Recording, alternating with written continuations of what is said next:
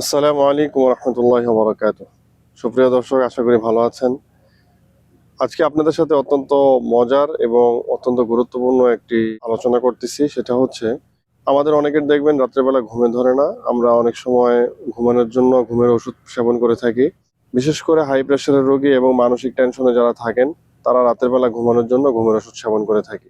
তো একটি আমল এরকম আছে, আপনি যদি চান তাহলে সে আমলটা করে যদি ঘুমান, তাহলে ইনশাআল্লাহ আপনার ঘুমটা অত্যন্ত সুখকর হবে এবং অত্যন্ত আরামদায়ক হবে।